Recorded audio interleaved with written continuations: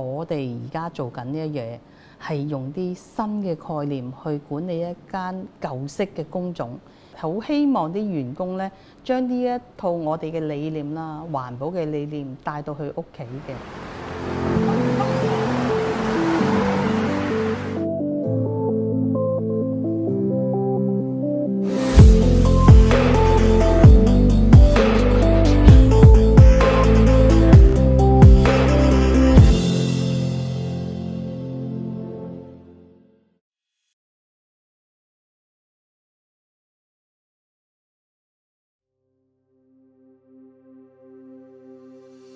因為其實我就喺一間實業廠喺香港起家係打工嘅，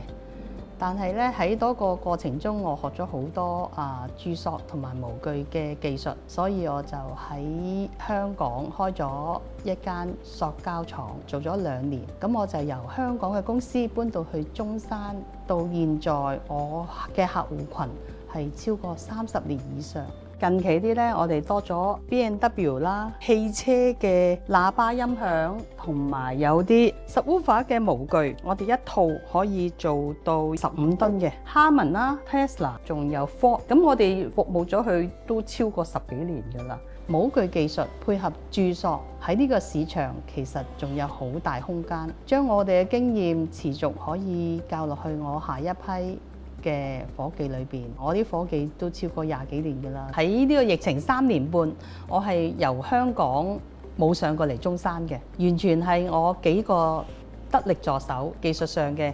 可以同我解決模具上嘅問題啦。生產上我哋成 team 人，我又係用系統嚟控制佢哋生產數據啊，所以我呢個係一個好 powerful 嘅 team 嚟嘅。咁我哋就喺2025年呢，就有一個新嘅廠房，咁新廠房我哋會用多啲自動化啦，令到員工可能淨係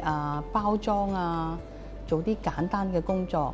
同埋咧機械手亦都係一個速度係穩定，令到個產品係每一 shot 都可以維持到最佳嘅狀態咯。我哋每個月都有俾啲員工大抽獎，包括啲白米啊、油啊、朱古力啊，雖然唔係好多錢，但係就令到佢哋好似有少少開心咯。我感覺上啦，而家嘅中國政策啦，工改已經係一個改善啦。因為由我哋啲鐵皮廠房到現時嘅要求，我哋拆咗去重建，起啲高樓大廈同埋廠房，減低個平面面積啦。咁同埋移動到去一啲集中嘅廠房，就唔好環境污染啊，令到啲人嘅健康啦。咁但係我哋咧就喺廠房裏邊咧可以做到啲咩咧？例如好似廢水啊、廢油啊、廢料啊，呢啲可循環使用嗰啲，咁同埋我哋係有制度嘅，係收集呢啲，去令到我哋唔會污染呢個環境咯，減低啲能源，唔好浪費啦，幫到自己，亦都係幫到我客戶可以減低個成本，得到共贏咯。好希望啲員工咧，將呢一套我哋嘅理念啦，帶到去屋企嘅好多資訊啦，我哋會發放俾喺啲公佈欄啊。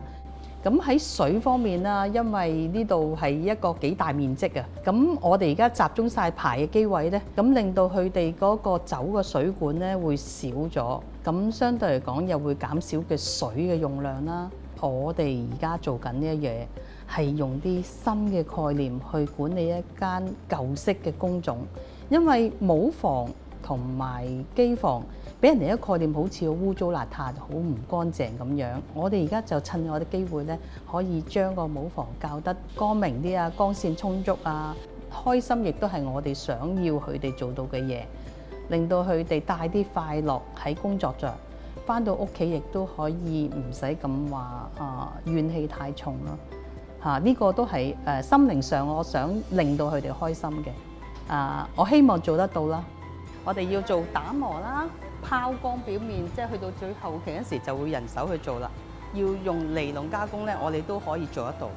啤完啲塑膠件，咁有需要印個 logo 落去啦、artwork 啦，我哋都會喺呢度做咯。另外咧，呢度就係我哋嘅注塑機。我哋注塑機咧有25台，但係嚟緊咧，我將會有一部投資1000噸嘅機。如果舊嘅機器咧，通常我哋會揾 trader 過嚟報價。佢哋咧就會搬去啲可能有啲落後啲嘅地方啊，或者東南亞市場，因為我哋啲機器完全係可以用得嘅，但我唔會浪費啲機器啦，俾佢哋繼續去使用咯。